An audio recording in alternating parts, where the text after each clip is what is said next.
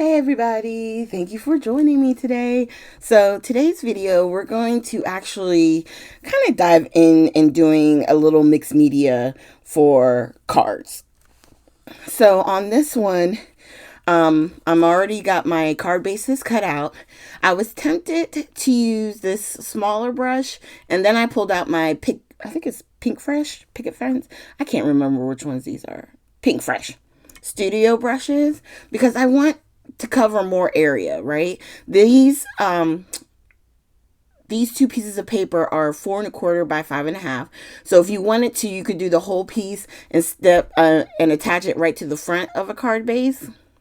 I always like to have a little bit of a border, so I always start off with the bigger and then eventually trim it down so that way it'll be 4 inches by 5¼ Okay, so what I did there, I did one side, I put a lot of the ink, and then on the right side, I'm just putting a little bit more on the edge per se, trying to keep it light.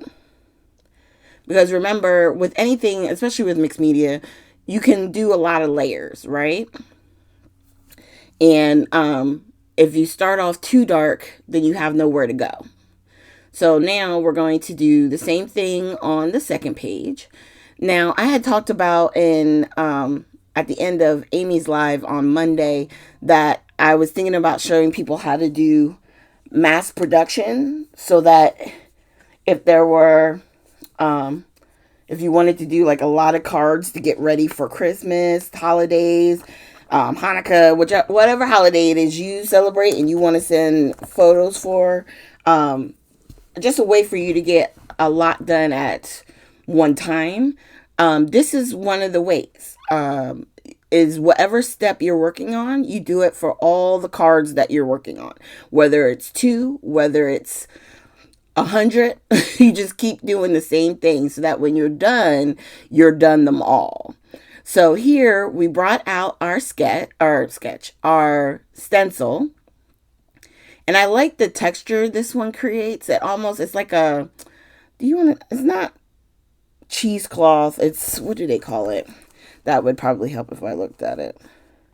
Burlap. They call it burlap. So it gives that like woven texture on the project.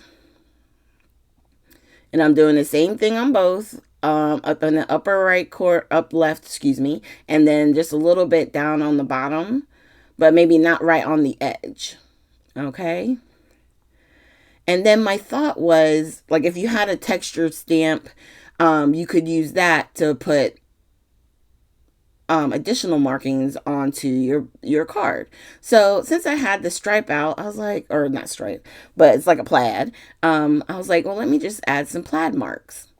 And you can use all different angles of the rubber stamp. And I just kept taking little bits and pressing in some areas, not pressing in others, just adding moments here and there. Okay, now I will tell you, this Catherine ink is messy. Okay, so if you're one that does not like messy things, this one may not be for you. You might want to do more like mixed media, like adding different materials if you don't like to get a little bit messy. Or you could wear gloves. I don't like wearing gloves, and I never think to grab them. Oh, let me tell you what I'm doing here. So I grabbed these brushes come in 3s, and I grabbed the third one because I had used it for blue. And I'm using it with the Glacier. The green we used was Succulent, and the brown was Cashmere, all from Catherine Pooler. And on different parts of that one, I did bring out the brush just to add a little bit more blue in areas, so you get the blue and green. I just love the combo of these colors. There's something about them, like it's not expected, but they go well together. I think that brown, that succulent color was a nice base. It went really well with the green, and then the blue is just another added level of color, but they all go well together. Okay. And maybe as you do it, not all cards are going to be matchy-matchy, but you can see we got the same feel on both cards. And I'm just cleaning my hands real quick because I inked up the entire stamp, and that was the problem, because then I'm using it with my hands to like make our textures on it. And I probably could have just done like just the bottom half and done my textures. Anyway, hindsight 2020. So now we're going to take our card bases, and real quick, I'm going to go ahead and score them. I was looking for my scoring tool, but I can't remember where I had it last. And yeah, so we're just going to grab our Fiskars, and then, it comes with the orange and the black tool, and the black tool is for scoring. So I'm just going to line my card base up at 4 1/4. And when the thicker cardstocks, I do try and do both sides for the scoring, so that way the folding is easier. But I will say this, for me, this particular cardstock I had pre-cut at Staples, and whoever cut it, they were off just by a little bit. So whenever I fold my card, one side is a little bit shorter than the other. It drives me nuts, but I just keep going because I'm like, whatever, it's still a card. And only I know the truth, right? And then I was getting ready to cut. Can't cut with the scoring tool, T. So, okay. So this is me trimming it down to the 4 by 5 1/4. And I like doing this because if there's a spot that you don't like, sometimes you can cut some of it off depending on, how big you make your paper, and then trim it down. I like how that helps sometimes. So we're going to stamp right on top of the project. Sometimes I'll do it as a separate piece, because this particular stamp set does come with the dies to cut out your sentiments, but I didn't want to do that this time. This time I just wanted to stamp right on it. And if you've ever used Catherine Pooler inks, all you do is tap, tap, tap, tap, tap, tap. Don't press down hard, because if you press down hard, you'll get ink everywhere. And as I'm holding it here, I'm holding it down for a few seconds before I lift straight up. And I do that so I don't get any smudging, or it's just a nice crisp sentiment. And it helped both times. Now I will say the second time I inked, I pressed a little hard, and it did get on the little bottom edge of the clear stamp. It'll be okay, but you can avoid that just by doing a light tap, tap, tap, tap. Her inks are so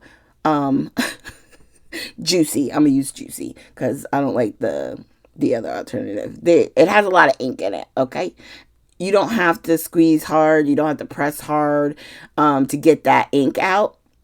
So trust me, if you have Catherine Pooler inks and you've been having troubles with them, instead of pressing hard, tap, tap, tap, tap, tap, okay? That's all you have to do. All right, so we're going ahead and attach our card base, our focal card, to the card base. And then we're going to do the second one. I'm just putting my clear block on top of it to kind of help pressure and let that glue set. And you can see we did the stamping at the same time. Now we're attaching at the same time. And then we're going to also put some gems. The most beautiful thing is going through a bag or something that you forgot, and you find a little something that you forgot you even had. This is one of those things. This is from, oh my God, is it Bo Bunny? I think it's Bo Bunny. And I want to say it's a couple of years old now, but they had these gems that you were able to get. And then the gems come with the tweezers, and it came with this wax pencil that's supposed to help you pick up the gems. And I will say it really does help. So I'm going to keep it with it. But I just wanted to actually use them. They're really pretty gems. They're in a self-contained container. I'm like, okay, win-win. And the container is small enough that you can keep it close to your desk, and it's not going to bother anything, but they're there in your eyesight. So when you're going to make a project, you can use them. Because I know for me, that's my biggest problem. If it's not in my sight while I'm creating, I'm not going to use it. I'm not. I already know this about myself. Hence why all of my sequins, all of my gems, they're above my head. And so I don't even look up. I'm looking down. I'm making a project, so I don't grab them. That's why I keep my little stash of things to my left. So that way there are times I can grab from there and use gems, because I love using gems on projects. You know, it doesn't take long for them to dry. Even though Nuvo drops are fun, it takes time for them to dry. So, you know, you got to make sure you use your space the way that works best for you. Now, of course, I can't have everything out in the open, but generally, that's why it looks like I'm in total chaos 24/7. Because I'm leaving stuff out so I remember to use it. And then I'm like, well, I got to put it away. And then I go by months later and I'm like, oh, I forgot I had this. Yeah, that's why. Out of sight, out of mind. Okay. So we're finishing up putting the gems. I have 3 in the upper right hand side. I did the 3 different sizes. And then next to love, I put 2, 1 on each side to give that some pop. Because the sentiment is hugs for today, love for always. I think that's cute. And of course, I got to finish it off with some splatters. Okay. This adds another layer, right? So we have ink blending, then we did stencil work, then we did the stamping right on the project. We also did, we used gems, and we have splatters. This is a nice little mixed media card right here. You know what I mean? And it's simple, and it's something that you can do with multiple cards. You can put out a lot of cards and just change the sentiments. So instead of this one, I could use happy birthday. I could use thinking of you. I can use just because. I can use thank you. I can use, come on. The base is general. What makes it specific is the sentiment. There you go. So I love how these turned out. I hope you guys did too. If you have any questions or comments, you can leave them down below.